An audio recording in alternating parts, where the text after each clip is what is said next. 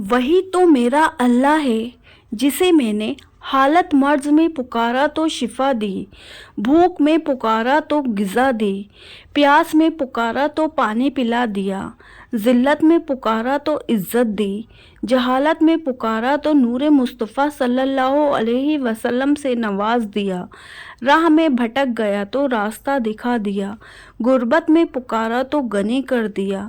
اللہ تو معاف کرنے والا اور معافی کو پسند کرنے والا ہے، ہم سب کو معاف فرما اور ہم سب کو بخش دے، آمین۔ ہم خوش کیوں نہیں ہیں شادی شدہ طلاق کے چکر میں اور غیر شادی شدہ شادی کی حسرت میں ہیں۔ بچوں کو بڑا ہونے کی جلدی ہے، بڑوں کو بچپن لوٹ آنے کی آرزو، ملازم نوکری کی سختیوں سے نالاں ہے اور بے روزگار نوکری کے لیے پریشان۔ غریب چاہتا ہے امیر ہو جائے جبکہ امیر سکون کا طلبگار ہے۔ عام آدمی شہرت کے لیے مرا جا رہا ہے اور مشہور آدمی لوگوں سے چھپتا پھرتا ہے۔ ہم سب ناخوش ہیں۔ جانتے ہیں کیوں ناخوش ہیں؟ کیونکہ ہم اللہ کی رضا میں راضی نہیں ہیں۔ نکاح کا مطلب نکاح ایک دوسرے کو زندگی کے ساتھ کے طور پر قبول کرنا ہوتا ہے، بدلنا ہرگز نہیں، اور قبول کرنے کا مطلب ایک دوسرے کی شخصیت کو اس کی خوبیوں اور خامیوں سمیت گلے لگانا ہے۔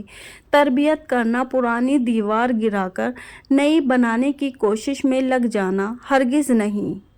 بہترین شوہر کون ہے؟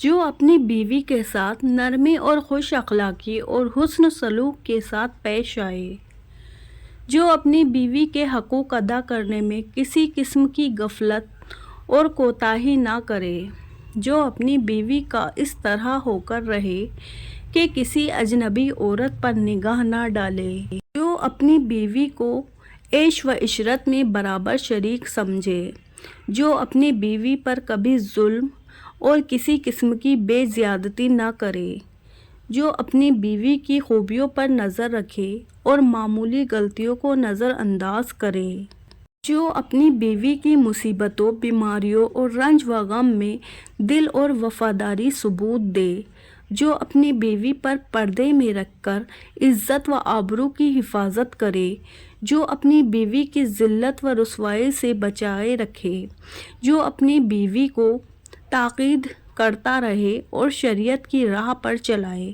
جو اپنی بیوی کے اخراجات میں بخیلی اور کنجوسی نہ کرے، جو اپنی بیوی پر اس طرح کنٹرول رکھے کہ وہ کسی برائی کی طرف رخ بھی نہ کر سکے۔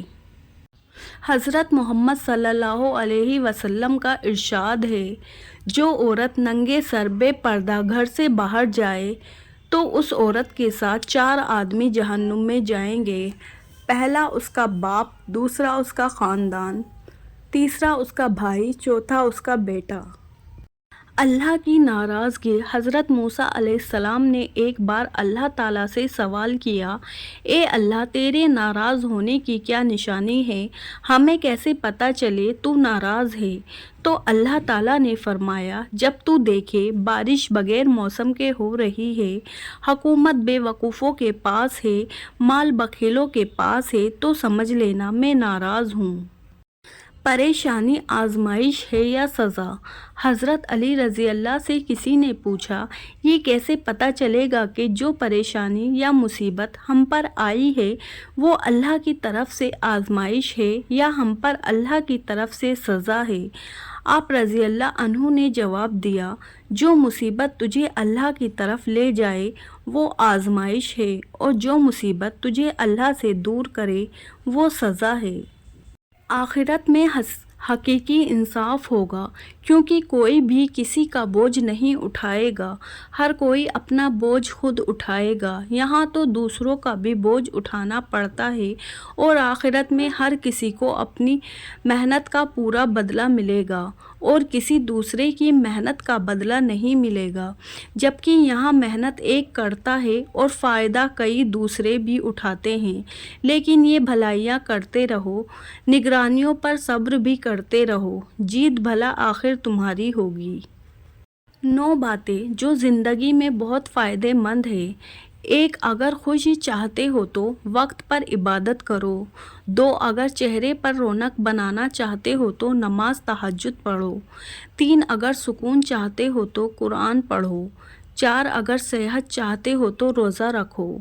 5 اگر مصیبتوں کا حل چاہتے ہو تو استغفار کرو۔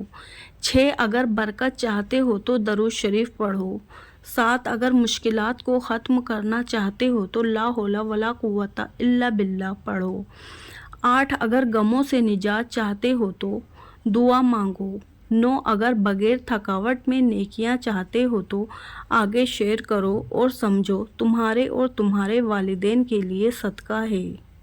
جب حضور صلی اللہ علیہ وسلم کے وصال کا وقت قریب آیا تو آپ صلی اللہ علیہ وسلم نے حضرت اسرائیل علیہ السلام سے فرمایا، کیا میری امت کو موت کی تکلیف برداشت کرنی پڑے گی؟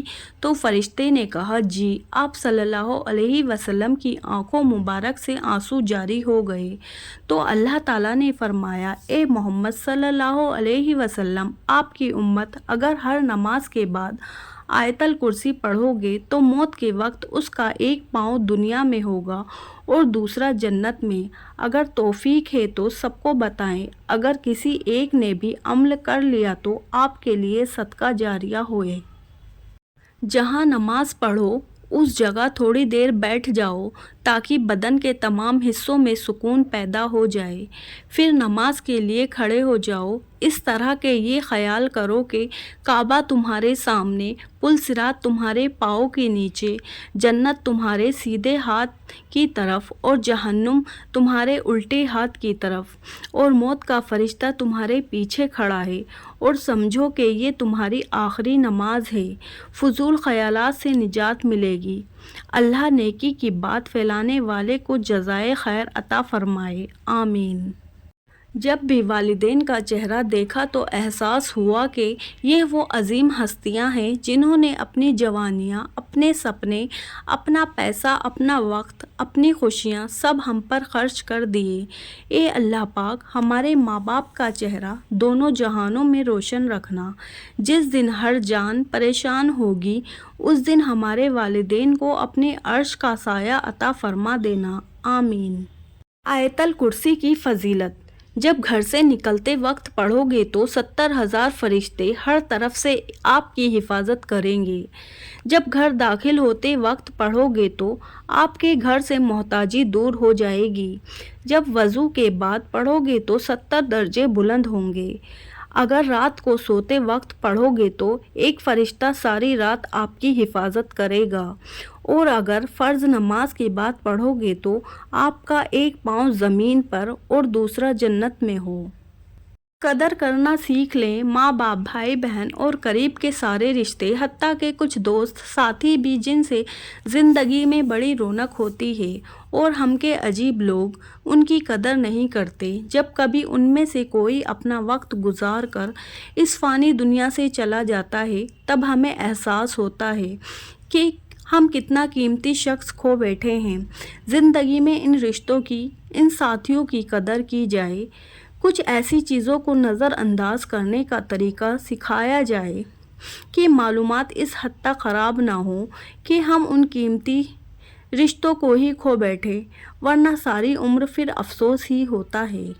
یا رب العالمین، جن لوگوں کے شر سے میری نیکیاں ضائع ہوتی ہے، جو لوگ میرا شر ہے، جن کی وجہ سے میرا نام اعمال برباد ہو رہا ہے، ان کی سوچ، ان کا ذکر بھی میرے دل و دماغ سے نکال دے، ان کی کوئی بھی چال مجھے نہ دکھا۔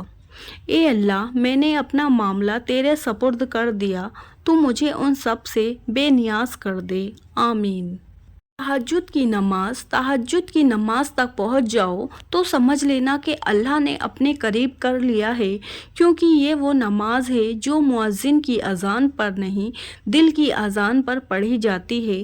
تہجد اللہ نے اپنے بندے پر فرض نہیں کی، لیکن جب بندہ اللہ کی محبت کی تلاش میں اپنا گرم بستر چھوڑ کر اس رب کے حضور سجدے کرتا ہے تو فرش سے لے کر عرش تک خدا کی رحمت اس بندے سے گفتگو کرتی ہے، بڑی کشش ہوتی ہے تہجد کے کچھ سجدوں میں۔ یہ سجدے ہی بندے کو اللہ کی پہچان کروا دیتے ہیں۔